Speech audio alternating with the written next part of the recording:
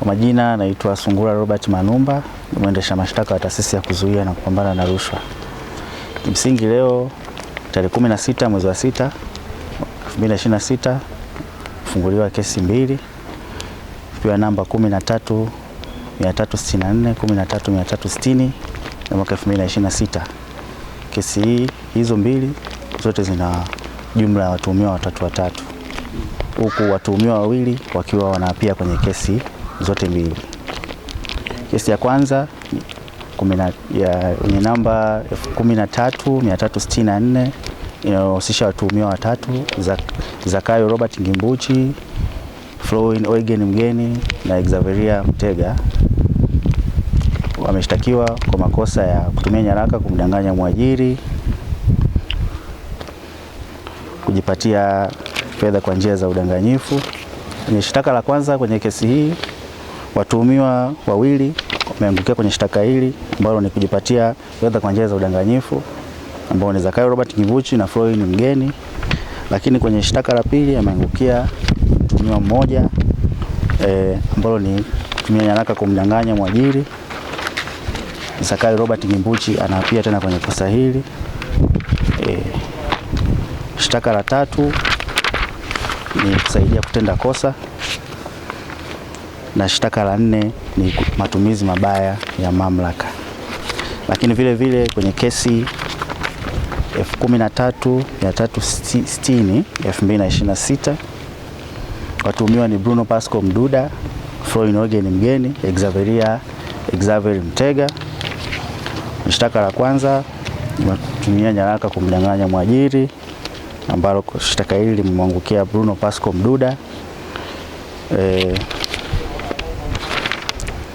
Shtaka la pili ni kusaidia kutenda kosa, limemwangukia Florin Eugen.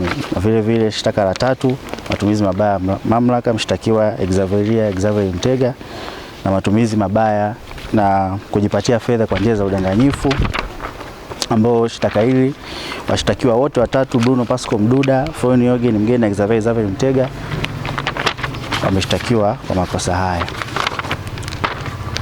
Washtakiwa wamekana makosa yao.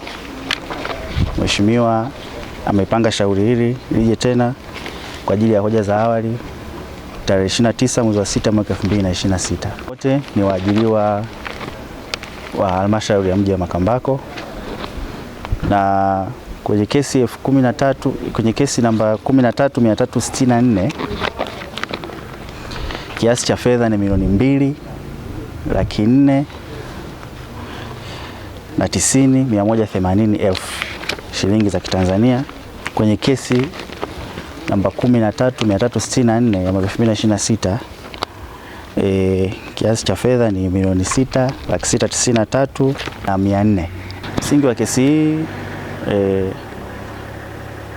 serikali inaleta fedha kwa ajili ya watoto wenye mahitaji maalum kwa kila shule, lakini walimu wao wamekuwa wakizitumia fedha hizi tofauti na matakwa ya fedha hizo zinavyohitajika kwa ajili ya watoto hao. Wamekuwa wakizitumia kwa maslahi yao binafsi. Katika kila mtaa,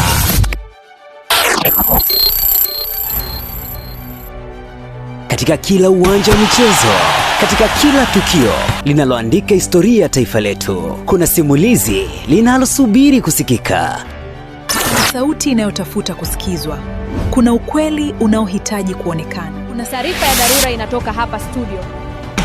Kutoka kwenye hamasa ya michezo hadi burudani inayogusa mioyo ya watu, kuna jukwaa moja linalosimama katikati ya yote hayo. Karibu Global TV, sauti mpya ya Tanzania, inayoaminiwa na wananchi, inayofuatiliwa na viongozi, inayoheshimiwa.